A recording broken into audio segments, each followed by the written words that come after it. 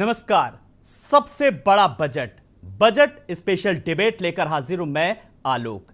आज योगी सरकार पार्ट 2 का पहला बजट पेश हुआ। ऐतिहासिक बजट बताया जा रहा है। वित्त मंत्री सुरेश खन्ना ने ऐतिहासिक बजट पेश किया और 2022-23 का यह बजट पेश किया, जिसमें 6,15,518 करोड़ का यह बजट बताया जा रहा है और यूपी के इतिहास का सबसे बड़ा बजट, जिसमें निराश्रित महिला पेंशन योजना 1,000 रुपए प्रतिमाह का ऐलान, तो 31 लाख महिलाओं को फायदा। और इस बीच लोक कल्याण संकल्प पत्र की बात करें तो मुख्यमंत्री योगी आदित्यनाथ ने इस बजट के पेश होने के बाद फिलहाल प्रेस कॉन्फ्रेंस की, जिसमें पत्रकारों के तमाम सारे सवालों के जवाब दिए। उत्तर प्रदेश के इतिहास का सबसे बड़ा शानदार जानदार बजट है। गरीब कल्याण के लिए समर्पित है, उत्तर प्रदेश के विकास के लिए समर्पित है और ऐसा बजट है जिसके बारे में कहा जा सकता है ना भूतो भविष्य के लिए। तो अभी हम और अगला जो बजट आएगा इससे भी अच्छा आएगा, लेकिन ऐसा बजट उत्तर प्रदेश के इतिहास का सबसे शानदार पहली बार हमारे मुख्यमंत्री आदरणीय श्री योगी जी हैं और यही एक जो कहते हैं टीम वर्क है, उसी का परिणाम है कि बजट भी शानदार है, काम भी शानदार है और विकास भी शानदार है। प्रदेश के इतिहास में इतना बड़ा बजट कभी नहीं आया। इसमें सभी वर्गों को ध्यान में रखा गया है, किसानों को, महिलाओं को, नौजवानों को, सबको साथ लेकर के हम चलेंगे और प्रदेश का समेकित विकास करेंगे। और चिकित्सा व्यवस्था, शिक्षा हमारे प्राथमिक एजेंडे में शामिल है। मैंने आपसे कहा ये छठा बजट है और सब कुछ घटा इसमें, और ये बजट नहीं, ये बंटवारा है। तो बजट के बाद लगातार प्रतिक्रियाएं भी आनी शुरू हो गई हैं। विपक्ष भी अपनी बात रख रहा है और हम विश्लेषकों को भी उनसे समझने की कोशिश कर रहे हैं। तो इसीलिए आज बजट पर हमने ये मेगा बजट शो रखा है, जिसमें हमने खास मेहमानों का एक पैनल बुलाया है। जल्दी से बिना कुछ देर के हुए आए हुए मेहमानों से अपने दर्शकों का तारुफ करा देते हैं और फिर सबसे बड़े बजट को लेकर के डिबेट को आगे बढ़ाएंगे। एसएन सिंह जी हमारे साथ, प्रवक्ता बीजेपी। एसएन सिंह जी नमस्कार, बहुत बहुत आपका स्वागत है। मनोज यादव जी हैं, प्रवक्ता सपा। मनोज जी नमस्कार, आपका बहुत बहुत स्वागत है। उमाशंकर पांडे जी हैं, प्रवक्ता कांग्रेस। उमा जी नमस्कार, बहुत बहुत स्वागत है आपका। वीरेंद्र रावत जी हैं, वरिष्ठ पत्रकार, जिनसे बहुत सारी चीजों को जानेंगे समझेंगे। वीरेंद्र जी नमस्कार, बहुत बहुत स्वागत है आपका। और रुद्र प्रताप दुबे जी भी हैं, राजनीतिक विश्लेषक के तौर पर। रुद्र जी नमस्कार, बहुत बहुत आपका भी स्वागत है। मैं सवालों और जवाबों के सिलसिले को आगे बढ़ाऊं, मैं लगातार भारत समाचार इस बजट को बहुत ही आसानी से किस तरीके से ग्राफिक्स के जरिए भी, और हमारे स्टेट हेड वीरेंद्र सिंह जी भी सुबह से समझा रहे हैं। और इतना ही नहीं, हमारी जो टीम थी, अंदर विधानसभा के बजट पढ़ा जा रहा था और बाहर इस प्रचंड गर्मी में विश्लेषण चल रहा था, जिसमें वीरेंद्र सिंह जी भी थे, सीमाब नकवी भी थे और अभिषेक भी थे। तो लगातार अब हम स्टूडियो से एक बड़े पैनल के साथ इस चर्चा को आगे बढ़ाएंगे। एसएन सिंह जी, सबसे पहले आज जो बजट पेश हुआ है, ऐतिहासिक बजट बताया जा रहा है। बहुत बहुत बधाई इतने बड़े बजट के लिए। सबके लिए कुछ ना कुछ खास है, लेकिन मैं जरा आपसे समझने की कोशिश करूंगा। पहला सवाल आपसे यह है, मूलभूत क्या है इसमें? देखिए, जब बड़ा बजट होता है और एक बड़े अमाउंट का बजट होता है, निश्चित तौर पे वो प्रदेश और देश के खुशहाली के लिए उपयोग में लिया जाता है। क्योंकि बजट होता क्या है, आय व्यय का एक लेखा जोखा है। अगर हमारे पास व्यय करने के लिए आय ही नहीं होगा तो हम व्यय करेंगे कैसे? क्योंकि आज इतना बड़ा ये बजट आया है जिसका सभी लोग स्वागत कर रहे हैं, प्रदेश की सभी जनता इसका स्वागत कर रही है। 6,15,000 करोड़ का पहली बार रिकॉर्ड बजट आया है। इसमें जो खास है, जैसे देखिए, स्वास्थ्य में जो 14 मेडिकल कॉलेजों, नए मेडिकल कॉलेजों की बात की गई है, यह बहुत ही खास है। महिला सुरक्षा को लेकर हम चुनाव में भी बार बार इस बात को कहते थे। इस बजट में रोजगार को लेकर भी बहुत बड़ी संभावनाएं, जो कहा जाता था कि हमारी सरकार आएगी तो हम एक बड़ा रोजगार देंगे, आपको इस बजट में दिखाई देगा। किसानों को लेकर, गन्ने मूल्य के भुगतान को लेकर कई बार विपक्ष के द्वारा सवाल उठाया जाता था कि 15 दिन में गन्ने मूल्य का भुगतान कैसे कर पाएंगे। इस बजट में ये भी आपको देखने को मिलेगा। और हमने जो 2 सिलेंडर का वादा किया था होली और दिवाली पर, वो भी इस बजट में आपको देखने को मिलेगा। मुझे लगता है कि जिस तरह से एक समुचित बजट होना चाहिए, वह पूरी तरह से आज भारतीय जनता पार्टी की सरकार के द्वारा जो ये बजट प्रस्तुत किया गया जी। है, सभी लोग उसका स्वागत कर रहे जी। हैं। अखिलेश यादव जी देखिए, अगर चलिए बजट का ठीक है थोड़ा सर, बहुत अभी मैं अखिलेश यादव की बात करूंगा, लेकिन मैं बजट को लेकर के मैं अभी राजनीति नहीं करना चाह रहा हूं। जरा समझूं जो लोग हमें जिन्होंने ट्यून किया है, जो आज बजट को लेकर के मैंने खास पैनल बुलाया है, ऐसे विद्वान लोग बुलाए हैं। रुद्र जी, जब मैं आज के इस बजट को लेकर के बात कर रहा हूं, आप चाय की चुस्की के साथ भी हमें जवाब दे सकते हैं, आप चाय पीजिए और हमें जवाब भी दीजिए, क्योंकि आपने भी तमाम सारे जिस तरीके से सुबह से विश्लेषण करा होगा, आपने भी, आपकी मैं सबसे पहले टिप्पणी चाहूंगा बजट को लेकर के जरा। बेहद राजनीतिक तौर पे जागृत बजट है। एक या दो बातें जो महत्वपूर्ण है और मुझे लगता है कि उसे परंपरा बन जाना चाहिए, उसका जिक्र करूंगा। पहली बात कि पहली बार 25 बड़े अर्थशास्त्रियों के साथ संवाद करके इस बजट को बनाया गया। एक नामों की सूची जारी हुई और वो लोग लगातार इकोनॉमिस्ट पे बात करते हैं, देश के बड़े चेहरे हैं, उनसे संवाद के बाद जारी हुआ। तो कम से कम सरकार ये तो मानती है कि प्रोफेशनल लोगों से बात करना चाहिए, और ये सिर्फ फोटे ऐसे लोगों का नहीं है जो राजनीति से संबंध रखते हैं, ये घर परिवार और बहुत निचले व्यक्ति तक पहुंचता है बजट। इसलिए इस ढंग के जब बजट को तैयार किया जाता है तो विशेषज्ञ लोगों की राय लेनी चाहिए। बहुत अच्छी बात है, मुझे लगता है इसे परंपरा बना लेनी चाहिए। और हर इस तरह के कामों में, जिस तरीके से इंटरनेट का विस्तार हो रहा है, विधानसभा में ई विधान लागू कर दिया गया है, बैंकों से लेकर आप हॉस्पिटल तक अगर आईटी सेक्टर को लागू कर रहे हैं, तो अभी इस ढंग में भी आप सोचेंगे और गवर्नमेंट को आईटी एडवाइजर की भी पोस्ट की नियुक्ति करनी चाहिए। पहली बात तो वीरेंद्र रावत जी, जब कहा जा रहा है कि आत्मनिर्भर भारत की जब बात की जाती है, बात जब नए यूपी की जाती है, नए उत्तर प्रदेश की जा रही है, तो उस संदर्भ में, उस दिशा में किस ओर नजर आ रहा है ये बजट? देखिए, जब यूपी की बात होती है तो एक, अगर आप देखें तो एक कंट्री की तरह आप इसको देख सकते हैं। 25 करोड़ की जनसंख्या है और प्रधानमंत्री ने भी कहा है कि 5 ट्रिलियन डॉलर का जो भारत का सपना है, अगर यूपी उसमें अग्रणी भूमिका नहीं निभाता है तो बहुत मुश्किल होगा। यूपी ने भी 2027 तक 1 ट्रिलियन डॉलर इकोनॉमी की एक रोड मैप को तैयार किया है, उसको देखते हुए ये बजट है। इसीलिए पिछला जो बजट था, जो योगी आदित्यनाथ गवर्नमेंट जो पहला संस्करण था, उसका जो आखिरी बजट था करीब 5.5 लाख करोड़ का, उससे 10% ज्यादा ये बड़ा बजट है। तो वैसे तो बड़ा है, लेकिन अगर जो इन्होंने रोड मैप तैयार किया है 1 ट्रिलियन डॉलर का अगले 5 सालों में, बहुत बड़ा, बहुत एम्बिशियस टारगेट है, उसको देखें तो ये बजट बहुत बड़ा भी नहीं है, लेकिन हाँ, ये धीरे धीरे 10% बड़ा है। और जिस तरह से एक्सप्रेसवेज के प्रोजेक्ट्स जो है अभी अंडरवे है यूपी में, टूरिज्म के एयरपोर्ट जो बन रहे हैं, बाकी जो डिफेंस कॉरिडोर का प्रोजेक्ट है, फ्रेट कॉरिडोर हैं जो रेलवेज के बहुत तेजी से, क्योंकि यूपी एक लैंडलॉक्ड स्टेट है। जब आप इंडस्ट्रियल डेवलपमेंट की बात करते हैं तो पोर्ट बहुत बड़ी भूमिका निभाता है, खासतौर से एक्सपोर्ट्स में।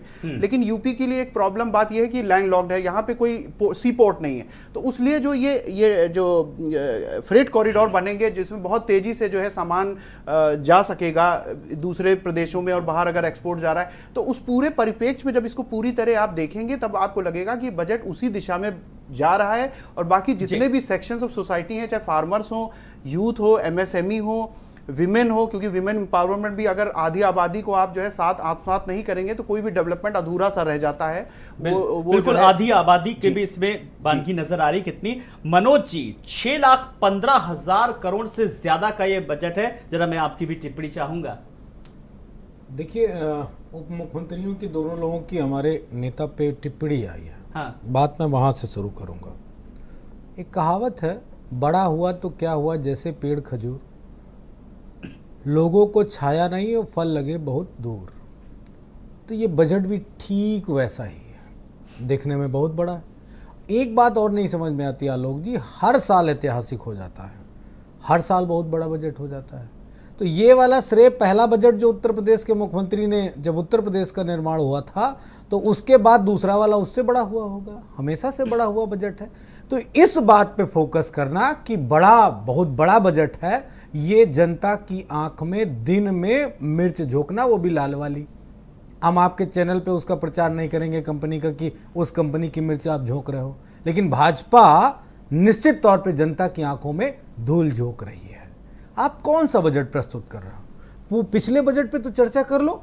राष्ट्रीय अध्यक्ष जी ने एज ए उत्तर प्रदेश के नेता प्रतिपक्ष होने के नाते जिन सवालातों को कल उठाया और सरकार से जो पूछा अपने 1 घंटे के भाषण में विधानसभा के पटल पे, क्या किसी एक बात का जवाब सरकार दे पाई? किसी एक प्रोजेक्ट पे कोई सवाल का जवाब दे पाई? इवन मुख्यमंत्री हो, उप मुख्यमंत्री हो, वित्त मंत्री हो, कोई भी हो, जवाब किस पे दिया और बात क्या की? अनावश्यक अनर्गल बातों का, इरिटेटिंग पॉइंट्स का।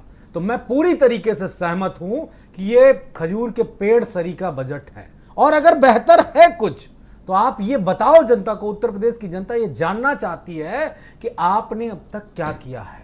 एक एक योजना का नाम, चाहे वो मेडिकल कॉलेज की बात करें यशवंत सिंह जी, चाहे वो योगी जी करें, चाहे एक्सप्रेसवे की बात करें, और चाहे ये मेट्रो की बात करें, जो भी योजना अगर लागू की गई एक बड़े प्रोजेक्ट, एक बड़े सिनेरियो में, वो आलोक जी समाजवादी पार्टी की दी हुई थी, उनका प्रोजेक्शन किया हुआ था।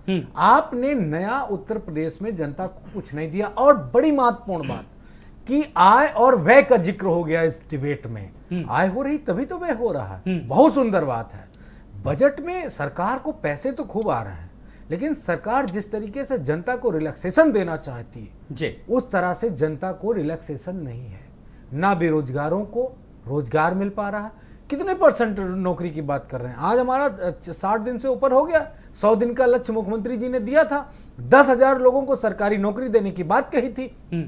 40 दिन में 10,000 भर्ती होगी, ये मुख्यमंत्री जी बताएंगे, और हम भी विपक्ष के नाते इस बात का इंतजार कर रहे हैं। महंगाई पे उत्तर प्रदेश ने क्या कर दिया? बिल्कुल, चलो महंगाई, बेरोजगारी जैसे तमाम सारे मुद्दे हैं जिनको लेकर के अब विपक्ष को रास नहीं आ रहा है। हमारे साथ कांग्रेस प्रवक्ता उमाशंकर पांडे जी भी जुड़ गए हैं। उमाशंकर जी नमस्कार, बहुत बहुत स्वागत है। आपने लगातार हमारे पैनल की बात सुनी होगी बजट को लेकर। मैं सबसे पहले स्वागत करना चाहूंगा और बजट को लेकर के जरा आपकी भी प्रतिक्रिया चाहूंगा।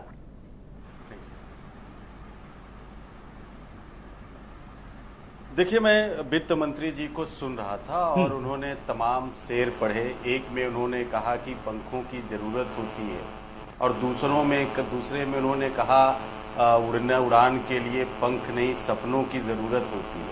तो यानी कि वित्त मंत्री जी स्वयं में कंफ्यूज थे कि वो कैसा बजट लेकर आए हैं। दूसरी बात, मैं उनको सुन रहा था, वो कह रहे थे वो पथ क्या, पथिक कुशलता क्या, और ये भी बता रहे थे कि धाराएं बड़ी प्रतिकूल हैं।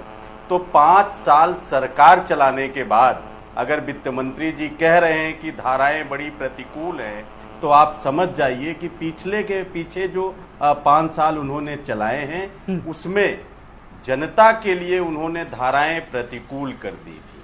महंगाई की मार, बेरोजगारी की मार, खराब कानून व्यवस्था उत्तर प्रदेश उसको झेल रही है। तो धाराएं इसलिए प्रतिकूल थी जिसका वित्त मंत्री जी जिक्र कर रहे थे। और एक और बात मैं आलोक जी कहना चाहूंगा, बाद में जिक्र विस्तार से होगा, कि 26 मई का दिन है। प्रधानमंत्री जी को भी 8 साल पूरे हो गए हैं, और इन 8 सालों में धाराएं उन्होंने भी पूरे देश की प्रतिकूल कर दी हैं। भुखमरी से लेके बेरोजगारी और महंगाई में पूरा देश रिकॉर्ड तोड़ रहा है। हंगर इंडेक्स जो 2014 में कांग्रेस पार्टी ने छोड़ा था, उस समय हम विश्व में रैंकिंग हमारी 55 थी, और आज 101 है 8 साल बाद। फ्रीडम ऑफ प्रेस जो 114 था 2014 में, आज वो 150वीं रैंक पर पहुंच गया है। रूल ऑफ लॉ 2014 में 35 था और आज 79th रैंक पर है। सोशल प्रोग्रेस इंडेक्स में 2014 में भारत 102वें नंबर पर था और आज वो स्थिति बिगड़कर 115वें नंबर पर आ गया। और डेमोक्रेसी, लोकतंत्र 27वें नंबर पर था जो आज 46वें पर है। और ग्लोबल फूड सिक्योरिटी जो 69वें नंबर पर था आज 71वें नंबर पर पहुंच गया है। और थोक महंगाई दर 15.05% है और खुदरा महंगाई दर 7.8% पर पहुंच गया है। आलोक जी, ये भारत और उत्तर प्रदेश की बदतर स्थिति का द्योतक है कि कैसी सरकार योगी जी ने चलाई है और कैसी उन्होंने चलाई है। फिलहाल जो सरकार चल रही है उसने अपना, योगी सरकार पार्ट 2 ने अपना बजट पेश किया। आज मैंने सब मेहमानों की बात सुनी, पूरी तरीके से कोई क्रॉस क्वेश्चनिंग नहीं करी, क्योंकि एक विश्लेषण चल रहा है बजट को लेकर के। मैं कोई राजनीतिक बहस नहीं कर रहा हूं। अब यशवंत सिंह जी, आपने जिम्मेदारी से सुना, लगातार सरकार कह रही है कि युवाओं के लिए फोकस है, महिलाओं के लिए, निराश्रितों के लिए, बुजुर्गों के लिए, बच्चों के लिए, सबके लिए है कुछ ना कुछ, लेकिन विपक्ष को यह रास नहीं आ रहा है। अब जाहिर सी बात है कि अब सरकार कैसे समझाएगी, कैसे उदाहरण देगी, किस तरीके से, क्योंकि 1 ट्रिलियन का जो आप लोगों डॉलर का जो आप लोगों ने अब लक्ष्य रखा है। देखिए, हाँ, बहुत अच्छा आपने सवाल पूछा, लेकिन समझाना किसको है? सबसे बड़ा मायने वो रखता है। समझाना जनता को है और जनता के लिए हम कार्य कर रहे हैं। कोयल और कौवा दोनों एक ही रूप की होती हैं, दोनों के कलर एक ही होते हैं, लेकिन जब बोलते हैं तो एक मीठी बोलती है, एक कड़वा बोलती है। विपक्ष का कार्य है कि वो आवाज उठाए, एक मर्यादित आवाज उठाए, निश्चित तौर पे उठाए। अभी हमारे बड़े भाई कांग्रेस के जो प्रवक्ता कह रहे थे, आप देखिए, रोटी कपड़ा मकान को लेकर इनके समय में फिल्म बन गया था, और जिन जिन प्रदेश देश में इनकी सरकार रही वहां की हालत देखिए। भारतीय जनता पार्टी उत्तर प्रदेश में 2017 से 2022 तक सरकार चलाई, और उसी को लेकर हम जनता के बीच में गए थे। निश्चित तौर पे जनता को ये भरोसा और ये विश्वास दिलाने में हम कामयाब रहे कि हम आपके खुशहाली के लिए कार्य कर रहे हैं। आज जो है 17% से घट के बेरोजगारी दर 2.5% पे आ गई, 2.9% पे आ गई है। चूंकि जब हम बुनियादी ढांचे में विकास करते हैं, इंफ्रास्ट्रक्चर का डेवलपमेंट करते हैं, आवास विकास का कार्य करते हैं, उसके नाते भी रोजगार मिलता है। रोजगार केवल सरकारी रोजगार को नहीं कहते हैं। आप देखिए, ईज ऑफ डूइंग बिजनेस में हम 18वें से दूसरे स्थान पर आ गए। उत्तर प्रदेश में गन्ने मूल्य का भुगतान सर्वाधिक भारतीय जनता पार्टी की सरकार में हुआ। किसान क्रेडिट कार्ड जैसी योजना भारतीय जनता पार्टी की सरकार की, अटल बिहारी वाजपेयी साहब की देन थी। बहुजन समाजवादी पार्टी और समाजवादी पार्टी की सरकार में किसानों के गन्ने मूल्य का जितना भुगतान हुआ था 55,000 करोड़ और 80,000, उसके 1.5 गुना अधिक भारतीय जनता पार्टी ने किया। 29 चीनी मिलें इनके समय में बंद हो गई थी, और हमारे समय में 3 नई चीनी मिलें बनी। हम तो रोजगार पे भी फोकस कर रहे हैं। डेटा वाइज देखेंगे तो 4.5 लाख बिल्कुल वो मैं ग्राफिक्स के जरिए में दिखा रहा हूं। पिछली सरकार में सर दिए, एसएन सिंह जी, और इस समय 1 महीना हुआ है। मनोज जी, लगातार देखिए डेटा भी सरकार दे रही है, लेकिन उसके बाद भी आप लोग कह रहे हैं बजट घटा है, सब बढ़ा है, लेकिन सब कुछ घटा है, इसके बाद भी ये तर्क दिए जा रहे हैं। नहीं, ये कौन सा डाटा आ गया? उत्तर प्रदेश में बेरोजगारी के आंकड़े कहाँ जा रहे हैं? ये बात क्या सरकार को नहीं मालूम है? और आप 2016 से कंपैरिजन कर रहे हैं कि 16 में इतना था, तो मैं आपसे बता रहा हूं कि आप ही के रिजर्व बैंक का जो आंकड़ा माननीय राष्ट्रीय अध्यक्ष जी ने नेता प्रतिपक्ष के रूप में प्रस्तुत किया कि एसजीडीपी जो उत्तर प्रदेश की थी, जो हमारी सरकार में बेहतर थी, और आपकी सरकार में वो जीडीपी किस तरह पहुंच गई, कहां पे पहुंच गई, उस पर कौन जिक्र करेगा, उस पर कौन बात? जब उत्तर प्रदेश के प्रति व्यक्ति आए कि उसका आय घट रहा है हर व्यक्ति का, तो आप कैसे कह रहे हैं कि उत्तर प्रदेश में तरक्की हो रही है? आप कैसे कह रहे हैं कि उत्तर प्रदेश एक विकास और खुशहाली के मार्ग पे जा रहा है? अरे आप जो उत्तर प्रदेश की जनता को दे रहे हो, वो जनता स्पष्ट रूप से खुली आंखों से देख रही है कि आप तमाम सारे डिबेट्स को भटकाने के लिए अनर्गल प्रलाप करते हुए रोज नजर आते हो, और उन मुद्दों को सामने रखते हो जो मुद्दे उत्तर प्रदेश की जनता की खुशहाली के लिए नहीं है। कौन भटकाने की कोशिश कर रहा है? जरा मैं आपसे चाहूंगा रुद्र प्रताप दुबे जी इस सवाल का जवाब। कल भी जो तस्वीर नजर आई, चाहे वो विपक्ष को लेकर, जी अच्छा, एसएन जी आप अपना जवाब रखिए। जी मैं 10 सेकंड एक चीज कहना चाहूंगा बड़े भाई से। हाँ, देखिए, हम आपको भटका सकते हैं और आप हमको भटका सकते हैं, लेकिन जनता को इतना मूर्ख मत समझिए साहब। जनता को भी आपने मूर्ख बना दिया, राशन के नाम पे सरकार बना ली और राशन बंद कर दिया। गेहूं की कमजोरी आ गई, गेहूं खत्म हो गया। आप सुनेंगे, ये बात किसी से छुपी नहीं है। नहीं, मैं सुनूंगा क्यों नहीं? आप सरकार बनने से पहले राशन बांटते हो 16 करोड़ लोगों को, और सरकार जैसे बन जाती है आपके राशन कार्ड सरेंडर होने लगते हैं, आप राशन कार्ड की जांच कराने लगते हो, जनता को आप 15 करोड़ रुपया, ये 15 करोड़ बांटने में खर्च हो जाता है। उत्तर प्रदेश की जनता को सरकार में, उत्तर सुनिए, आपकी सरकार में 14,000 ऐसे शिक्षक आपने जो शिक्षक आए नहीं, उनको भी तनख्वाह दिया जाता था। प्रदेश के पैसे का कैसे लूट मचा था। आपकी सरकार में 4 लाख ऐसे लोगों को पेंशन दिए जाते थे। ठीक है, मैं बजट को लेकर के चर्चा कर रहा हूं। आज मैंने शुरुआत में कहा था मैं आज कोई राजनीतिक बहस नहीं कर रहा हूं। रुद्र प्रताप दुबे जी, जिस तरह सर आ रहा हूं मैं, एसएन सिंह जी मैं आपके पास आ रहा हूं। हमारे साथ राजनीतिक विश्लेषक भी हैं, वरिष्ठ पत्रकार भी हैं, विपक्ष के साथ साथ। आज बड़ा पैनल है क्योंकि आज हम बजट को लेकर के बड़ा विश्लेषण कर रहे हैं। सर, जब बात करते हैं कि विपक्ष की भूमिका की। विपक्ष, जाहिर सी बात है कि लोकतंत्र में विपक्ष की भी अपनी भूमिका होती है, सवाल आप उठाइए, लेकिन कल के मैटर को लेकर के जो तस्वीर नजर आई, जिस तरीके से आरोप प्रत्यारोप लगा, और विपक्ष क्या लग रहा था, माइंडसेट अपना पहले ही कर चुका था क्या कि हाँ विरोध में है, विपक्ष में है तो हमें विरोध करना है। आलोक जी, कई बार आपके सामने जो दृश्य होते हैं वो सबूत के तौर पे काफी होते हैं, वहां आंकड़ों की जरूरत नहीं होती। आंकड़ों का आप तोड़ मरोड़ भी सकते हैं। जैसे मैं आपको बताऊं, यूएन ने अभी एक रिपोर्ट जारी की थी कुछ समय पहले वर्ल्ड हैप्पी इंडेक्स की, उसमें श्रीलंका 126 नंबर पे था और भारत 137 नंबर पे था। आज श्रीलंका की क्या हालत है? 5 महीने पहले की रिपोर्ट है यूएन की। तो आंकड़े जस्टिफाई नहीं करते। अगर मैं आलोक जी आपसे कहता हूं इतने वक्त कि भारत में बाहर शौच जाने वालों की संख्या कम हुई है, तो मैं आंकड़े नहीं भी दूंगा तो आप मान लेंगे, क्योंकि आप भी वो दृश्य देख रहे हैं, मैं भी वो दृश्य देख रहा हूं। राष्ट्रपति अब्दुल कलाम, पूर्व राष्ट्रपति अब्दुल कलाम ने एक बुक लिखी थी, विंग्स ऑफ फायर। उन्होंने माना था कि विकास के रास्ते 2 चीजों से खुलते हैं, एक तो सड़क से और दूसरे एयरपोर्ट से।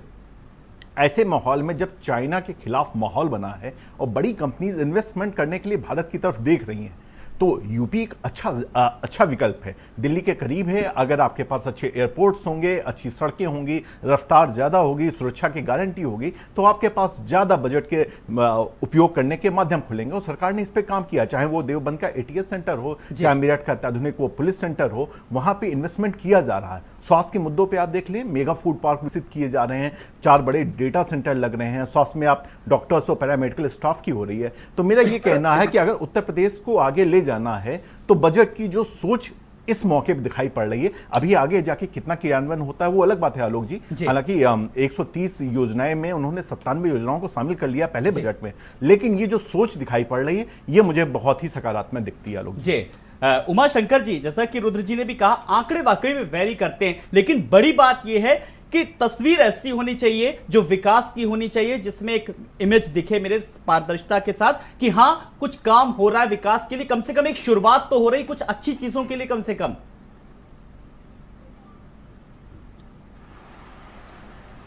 आलोक जी, अच्छी चीजों के लिए शुरुआत हो रही है, क्योंकि 2014 के बाद उत्तर प्रदेश या भारत था नहीं।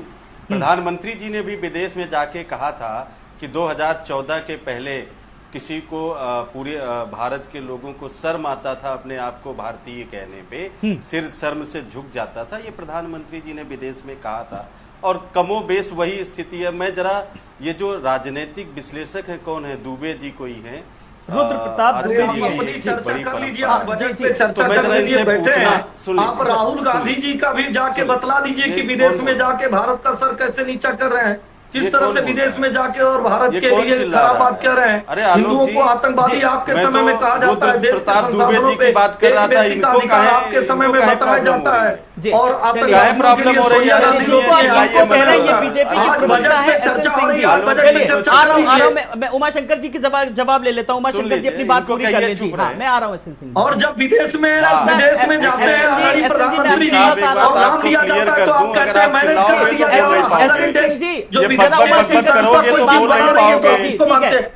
अगर चिल्लाओगे बकबक करोगे तो बोल नहीं पाओगे। ये बकबकी बंद करो। एक प्रवक्ता खुद बैठ जाओगे, एक राजनीतिक विश्लेषक चलिए एक एक करके बोलिए, एक एक करके। उमा शंकर जी अपनी बात रखिए। अगर ये बेशर्मियत करोगे, आईना देखना बंद करोगे तो चिल्लाते हुए तुम्हारी बदतमीजी दूर हो जाएगी। सर, भाषा की मर्यादा बनाए रखिए। मैं बराबर कह रहा हूं, मैं करा रहा हूं। मेरा सवाल उमा शंकर जी से, ठीक है सर? मैं आज बजट को लेकर विश्लेषण कर रहा हूं, राजनीतिक बहस नहीं कर रहा हूं। मैं बराबर कह रहा हूं। जिस पार्टी को विदेशियों ने इसलिए रखा, एसएस जी मैं आपके पास आ रहा हूं। उमा शंकर जी को सुना जाए। इनको चेक करा दीजिए। मैं जिससे सवाल कर रहा हूं वो जवाब दे। ठीक है, मैं बराबर सबको मौका दे रहा हूं। ठीक है जी, उमा शंकर जी आप अपनी बात रखिए। उमा शंकर जी, क्षमता नहीं है। उमा शंकर जी का बेशर्मियत करोगे चैनल पे बैठ के। इंदिरा गांधी 2 मिनट से ज्यादा हो गया है। दर्शक जो देख रहे हो क्या समझ रहे हो? उमा शंकर जी आप अपनी बात रखिए जी। और तुम लोग चैनलों पर बैठ के गुंडागर्दी करोगे सर। बेशर्मियत कर वो चैनल और होंगे जो मौका देते हैं। मैं बराबर बजट को लेकर के बड़ा विश्लेषण कर रहा हूँ। ठीक है उमा शंकर जी आप अपनी बात रखिए। चलिए जी जल्दी से। हाँ, अरे सुनो इन नहीं। लोगों को जरा ये दोनों भाजपा के प्रवक्ताओं को समझा दीजिए। सर मैं आपको मौका दे रहा हूं, मैं बोल रहा हूं ना उनको, ठीक है, मैं आपको मौका दे रहा हूं, आप अपनी बात रखिए। मेरा सवाल उमाशंकर जी से है, मेरा सवाल उमाशंकर जी से है, कांग्रेस के प्रवक्ता है, जल्दी से जी, ठीक है, जल्दी से अपनी बात रखिए, जल्दी से, अब बिना कुछ बोले जी। हाँ, आलोक जी सुन लीजिए, सुनिए आलोक जी, इनको बता सोचिए दीजिए योगी कि जी ने भाषा क्या की किया मर्यादा था। में रहे, नहीं तो मैं इस चैनल पे ही इनको बोल दूंगा। 2017-18 को उन्होंने कहा था ये किसानों का बजट है, और पूरे केंद्र सरकार और उत्तर प्रदेश की सरकार ने मिलकर किसानों को निपटा दिया। गन्ना किसानों का भुगतान आज तक नहीं हुआ, लोक संकल्प पत्र में वादा किया था। बिजली और डीजल का दाम इतना बढ़ा दिया कि किसान सिंचाई नहीं कर पा रहा है। खाद की कीमत बढ़ा दी, 50 किलो की डीएपी को 45 किलो का कर दिया। समझ रहे हैं, नहरों में टेल तक पानी नहीं पहुंच रहे हैं, और किसान उसी डीजल से जो इन्होंने महंगा कर दिया उससे सिंचाई करने को बेबस है। एक बात हो गई। दूसरा, एक्साइज ड्यूटी के नाम पर इन्होंने 27,50,000 करोड़ 8 साल में वसूले, और 8 साल बाद जब गुजरात और हिमाचल प्रदेश के चुनाव आ गए तो मोदी जी कह रहे हैं हम 5 रुपए और 6 रुपए एक्साइज ड्यूटी कर रहे हैं। ये बेशर्मियत नहीं तो और क्या है। दूसरा, इन्होंने लोक संकल्प पत्र में कहा था पिछली बार, अरे राजनीतिक विश्लेषक जरा ध्यान देना, गुणगान सत्ता का गुणगान पत्रकारिता नहीं होता। सर आप किसी पर सवाल मत उठाइए, देखिए पत्रकारों और राजनीतिक विश्लेषक पर आप सवाल मत उठाइए जी, आप मेरे सवाल का जवाब दे दीजिए, ठीक है, भाषा का संयम बनाए रखिए। मैं चाहता हूं स्वस्थ डिबेट हो मेरी, मैं अपनी डिबेट पे कम से कम शब्दों की मर्यादा का पूरी तरीके से ध्यान रखता हूं जी, आप नसीहत मत दीजिए किसी को। क्यों ना कहा? जी, इनको कहिए ये जो 70 लाख, उसको क्यों नहीं सीखा? आलोक जी, ये जो 70 लाख आलोक जी इनको बताइए कि ऐसे बदतमीज आदमी को डिबेट में चलिए, आपने सवाल किया उमाशंकर जी, एसएल सिंह जी अब जवाब दीजिए। मैं चाहूंगा एक विंडो में लाया जाए। अब उमाशंकर जी सवाल का जवाब सुनिए जल्दी से, समय बहुत कम है, मैं और भी मेहमानों को मौका देना जी। एसएल सिंह जी जल्दी से जवाब दीजिए तमाम सारे सवालों का। देखिए, उमाशंकर जी को बताइए कि ऐसे बदतमीज आदमी को डिबेट में नहीं बैठना चाहिए, जिसको भाषा की मर्यादा नहीं हो, जिसको संयम ना हो, जो सुन नहीं सकता। आप 100 सवाल पूछिए, वो तो हमने सदन में देख लिया, वो हमने सदन में आपके मुख्यमंत्री को मुख्यमंत्री की मर्यादा देखा है। आप हमको मर्यादा मत सिखाइए। हमने प्रधानमंत्री की भी आपके भाषा सुनी है, हमने आपके मुख्तार अब्बास नकवी से लेके स्वतंत्र देव सिंह तक की भाषा सुनी है। आप हमको मर्यादा मत सिखाइए। यशवंत सिंह जी के लिए नहीं पेश हाँ, किया। बहुत अच्छी तरीके से चलिए, बड़ी विडंबना है कि मैं आज बजट पर लेकर कुछ तथ्यों को लेकर के बात कर रहा हूं। मैं चाह रहा हूं सबसे बड़ा बजट जो आज हम डिबेट दिखा रहे हैं, सुबह से ही लगातार हम विश्लेषण कर रहे हैं, लेकिन घूम फिर के राजनीतिक बहस आ जा रही है और आरोप प्रत्यारोप का दौर फिर से शुरू हो गया है। लेकिन एक बार फिर बजट को लेकर के बात करेंगे कि क्या कुछ मिला है और 2024 के नजरिए से कितना देखा जा सकता है, और सबसे बड़ी बात ये इसमें कितना दूरगामिता देखी जा सकती है, या यूं कहें कि दूरगामी बजट देखा जा रहा है, और जिन राज्यों में चुनाव है वहां पर कितना असर डालेगा। यह सवाल मैं किस नजरिए से पूछ रहा हूं, क्योंकि अभी बिजनेस समिट भी होने वाला है, इस नजरिए से मैं कह रहा हूं। तो ऐसे तमाम सारे सवालों के जवाब लेंगे, बड़ा पैनल हमारे साथ बना हुआ है। एक छोटा सा ब्रेक, फौरन हाजिर होते हैं। अध्यक्ष महोदय, मैं आपके निकट से वित्तीय वर्ष 2022-23 का बजट प्रस्तुत करता हूँ। अष्टेलारल कैप्सूल जो है यूरिनल, किडनी एवं लिवर की सभी